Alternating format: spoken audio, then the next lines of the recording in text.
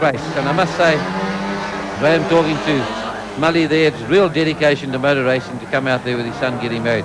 But we're all hoping that we look just as fit as he does at that age. It keeps him young, there's no doubt about it. And we've got a magnificent car just coming to the line.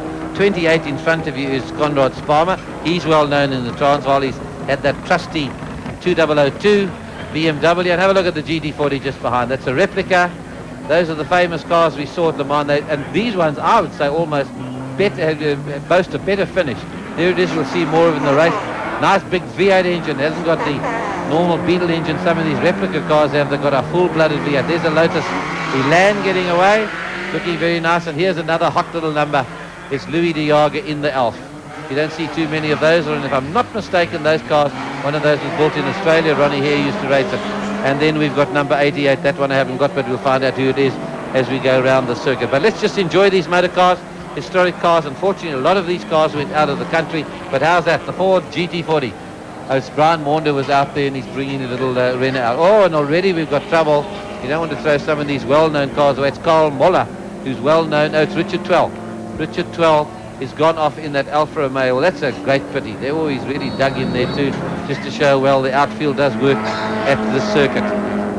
Well, he's got himself on. Normally, as you find there, you saw him coming in from the infield. That is what happens in a motorcar race when you go through Sabre. So if you lose it just there, funny enough, you spin to the inside of the field. You don't really go to the wall on the outside if you're on the correct line. We've seen some great spinners there, the likes of John Love, and Sam Tingle, of course, had a very bad one. Look at that for a sight as it comes towards us. The replica of that GT40. I know the last one we had went out to Canada. There's an MG, the famous MG is just behind it, a little Lotus Elan, and here comes an Elf, looking very nice. Exciting little sports car, and there he is. He was in the Clubman's race just now. He's out again. Brian Maunder loving driving that motor car. A lot of those Renault R12 for Solid Rhodesia. As they come down to Stanek, that's the Elf. And if I'm not mistaken, beautifully turned out this one. That was the one that was brought in from Australia by Ronnie Hare. It's not. Basil Kutzer is telling me it's not. He gave me the nod. Let's hear where it did come from, Basil. Right, that motor car was built by Louis de Jager, the man that's actually driving it. It was built here. He pulled a mold off another motor car, and he built that around the bits and pieces of a Formula Ford that he actually bought. So that car is bits and pieces Formula Ford and a mold that he took off another car. Here we see car number 3, that's Richard Clark in the Lotus Elite, just having spun off. But certainly that motor car of Louis is beautifully prepared, immaculate, absolutely immaculate, and very well driven by Louis de Jager, a man who originally was one of the fellows who originally got Clubman's racing going in the Western Cape, and certainly still one of the stalwarts in the Formula and also in the historic car Formula at Killarney. And you see that it's a beautiful motor car. It really is a very deep metallic red, and to stand and look at is unbelievable. He really puts a lot of effort into it and prepares that car unbelievably well. And Louis is a perfectionist, and you watch him, he's a very good driver as well. He's very smooth indeed as he comes through Sabat corner, and he's after Richard Clark in the Lotus Elite. You see how quick that Elf is as it comes down, just flashes past down the back straight, heading down towards Stanek corner. But we see Spamo's in there in the BMW 2002, and that beautiful GT40 replica of Nigel Haddon. Nigel's built this car himself, and certainly he's a magnificent looking motor car, also very well prepared. As he goes down through Stanek corner and up towards the pits once again. This motor car is running the V8. It's not that heavily modified, but certainly is very quick. Gets around the circuit in under 1 minute 30, which is certainly very quick for any motor car around Killarney. He's coming up now also to take Richard Clark in the old Lotus Elite as they go down into Holzhoek. And you see this field will start bunching. It's a handicap race, and these cars have been handicapped according to the actual times that they've done in practice. And they're coming up, and you can see them bunching, and as we get towards the end, it's going to get closer and closer as we see Spammer still leading Richard Clark in the Lotus Elite, and then Nigel Haddon in the GT40 replica coming through on the inside of the Lotus Elite as they go down through Castrol. Now Haddon working his way through the field, but the man up front is Louis de Jager, and he seems to be well on his way to catching the guys who had the maximum handicap. Certainly well on his way and driving very quickly indeed is that Elf. That's not in picture, that's the GT40, Nigel Haddon in the GT40. Well, as Basil says, if a handicapper's done his handicapping right, we should see it all start happening. They should line up at the last corner and all head towards the line. That if he's if he's got it right. But we can just enjoy these cars. That big V8 engine just gives a lovely throb as it comes past here. They used to have more of a scream in their days, in the glorious days at the Kyle Army, at the now races. And there's that other Alfa, and that's not a replica of Strepie. That is the actual Strepie. I think Jan Hettemer drove that car and won the national championship, qualified championships in that, Roger, if I'm not mistaken. And also the Peterses, of course, were famous in that motor car, Ernest and his brother. And that has been a famous motor car in South Africa. There was a couple of famous Volvos as well, the Black Widow, the Thompson Volvo, driven by people like Nigel Payne. Of course, a lot of it started down here at Killarney. He's getting around. These cars, valuable as they are not being pedaled around here too softly. They are pressing on just as hard as they can, and are doing some very, very respectable time. There's the timeless Alfa Romeos. That number 99 is that GT Alfa. An absolute beautiful example coming head on towards us. Always loving the big Alfa Romeo badge on the bonnet. Yes, and we watch that's Richard Well coming down towards Stanley Corner. Try and get a time on Strepie. That's Andre Ellis in that Alfa, that beautiful Alfa we saw just now in picture, as we pick up the rest of the field coming through and try and pick up who that is. That's Richard Well. That's Richard Well, and then we got Louis de Jager in the Elf just behind him. That's the Alfa of 12, the Carsport Holland sponsored motor car. As they come down now, that's not Well, that is Carl Muller. That's the Carl Muller car. There's two yellow ones in this race, and that's the Carl Muller car, sponsored by Carsport Holland, as he comes down past the pits. And this car is also very quick indeed. Comes down past us now and heads down towards Holzhoek, but he's got the Elf of Louis de Jager on the inside, and you see that car gets a little bit twitchy under braking. He's taken the inside line, he squeezed his way through as he comes out of Holzhoek, and he's going to head down the Joubert Straight, down towards Castrol. I would say that Alfa as a class of racing could be very, very popular. It's small, it should be fairly cheap to maintain, or less expensive to maintain. Looks very, very good on the road indeed. Yes, certainly does. And Carl Muller certainly races this car not only in historic racing but also in clubmans. He's a keen competitor. He loves it and certainly does very well in that motor car. See him go down once again down into Duckham's Dip. Sets the car very nicely. And here comes that's car number 14. That's Eddie Visser. Oh, and we see the car number 23. That's the Lotus of Peter Little. The Lotus Elan of Peter Little, just having spun out at the entrance to Holzhoek, and that's an unusual place to spin. But there's Brian Maunder and being chased now by the Lotus Elan of Peter Little.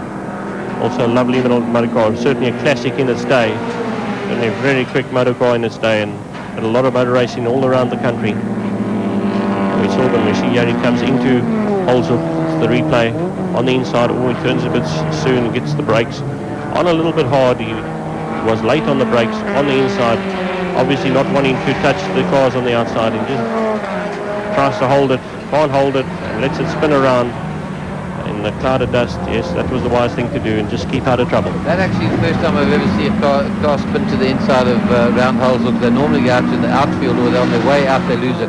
And I noticed that car number 30, Nigel, hadn't just sped past there to keep it away from him, as the cars are getting a lot closer. We've now finished 5 laps here on lap 6, the end of 6, coming up to the end of 6, 7 and 8 to do. At the moment, the leader is Andre Ellis in that Strepie, not too far ahead of them as these others start closing up. There's Brian Maunder. He's getting himself into the picture as he moves up the field. He's quite a way back though, is Maunder. And the GT40 looking very nice. He comes up on Conrad Sparma. Yes, and we just got a time on Andre Ellis. He did a 1:36 and that in Strepie, and that certainly gained very quickly. But watch Maunder on the outside. This R12, this very quick R12, that Renault that we saw early on. That's a Gordini going exceptionally well, and he powers past Nigel Haddon on the outside as they go down through Castrol Corner. And he's got Eddie Visser just in front of him, the Alfa Romeo GT Junior, as they come down the Joubert Straight. And also, you see him closing up on the BMW of Spammer, the 2002, as they come into Castrol Corner. And it's nice, we're sitting in the Castrol box up here at Killarney commentating, and they have certainly given us a lot of good hospitality as Castrol, and that's their corner that they sponsor here at Killarney. Yeah, they come, and you see the cars closing up now. This is becoming kart racing. They're heading towards, they've 1.5 laps to go, and this is when all starts happening. The handicap has obviously done his homework, because you can see the cars closing up all the time, and it's getting closer and closer. Brown Mounder coming up. He's a little bit behind, but he's certainly after the guys in front. She's coming, and Mounder is still coming through, and that's Larson in that beautiful GT40 replica. So watch him come down on the outside. And here's the leader. This is the man up front. That's Strepie, and that's Andre Ellis. He turns it in. You can see he's driving that car very hard. He races this car regularly. It's not a motor car that gets parked in the garage. You can see just how hard Andre Ellis actually drives that car. Roger. He sure does. He's racing on a valuable motor car. That's really got a history, and we're losing it in a big way. Down at Stanley Corner, there's a cover before the wall. I love how he looks over his shoulder to see where he's going. That's number 23. It's been a little in that Lotus Elan. Isn't that a wonderful little car? One of Colin Chapman's top. And that just shows how well at a rest a bit. Didn't stop him. Must have run out of brakes there as the leader goes through on his way into his last lap. He's got a lap and a half to do, or just a lap to do as he comes across the start-finish line now. But he's well on his way. They're not going to catch him. That is for sure. Not as far as I can see, just looking down the road. No, hold on. We've got a lap to go. And here comes the Alf. He's doing what time, Basil, did you make him? He's doing 30. 1:36. 1:36. And here comes the Alf hurrying along. So things are starting to happen. There he comes down the road. You could just catch a little glimpse of him coming there. And this race is well on for the end. In third spot, we've got Richard Twell in the Alfa. There's the leader, and there's the second man. So it's warming up. Has this handicapper done his work well? We don't often see handicap races ever. Probably the best way to have them in historic racing car register. There's the Alfa. He's going for the front, and that's the man he sees ahead of him in Strepie. And we're in business here for a close finish. Andre Ellis in the front, and here comes the Alfa just behind, and that is Louis de Jager. Beautifully turned out little sports car as he comes around through Dam Strip there and powers it up towards Sabat Sweep. He's got a chance to do it, and Ellis is certainly that's the 1 and 2 for this race. He's going to do it. I don't think we'll be able to hold him up as we come up. There's the little awesome Mini Cooper of Alice Dear MacArthur. They're coming up to him. As they go down the right-hand side of the road, they move over for them, and he's looking for a place to pass. Is he going to hold on to the inside berth? There he comes for the lead, and that's how close his handicapping is. Is he going to get it on the brakes as he goes down there? He's certainly got the speed, he's got the road holding, and he's going to pull this one off. He's got the new improved left-hander to pitch to go. Very polished drive indeed. Timed it to perfection, and here he comes to win it. The little Alf of Louis de Jager coming through to win the historic car race here at Killarney. And he's done it by about 120 metres. There he is there goes Strepie. That's the second car home, and we'll be looking third is a little bit further back there. And that should be the Alfa Romeo of 12. There it is, Louis de Jager's last close-up shot of that car. Here comes 12 up the road now, should be in third spot in the Alfa Romeo Junior. And if ever there's been evergreen cars, that is one. Now that's Carl Mollick through to third position. He races in Santa Group in racing, of course. Number 3 came next, and that's as they all changed on the last lap, and that was Richard Clark in the Lotus Elan. Here's another one now. Another Lotus been in the little Lotus Elan, but he wasn't up in that position as he spun off early in that race. So there we are. That was the historic. You haven't seen too many of those. It's nice to see that there's so many of these cars still in the country, of these very valuable motor cars. A lot of them went out of the country, unfortunately. And to see that GT40 as a replica, beautifully turned out. And as I said, probably every bit as good, if not better, in finish anyway, as the original motor cars they used to race at Le Mans and the 9 Hour and down here in Cape Town, and the famous long-distance car races they used to have here. There's the results of this historic car handicap race here at Killarney at the total GTE day. Louis de Jager in the Alfa wins it ahead of Andre Ellis in the Alfa Strepie. Carl Moller was next in the Alfa Junior, and Richard Twell was next in yet another Alfa Romeo. Second, third and fourth for the Alfas, and Alf won it there with Louis de Jager. As ek gedink het waarom is ek so stil, dan is dit maar net omdat die ouderdom van my twee kollegas hier van so aard is dat hulle presies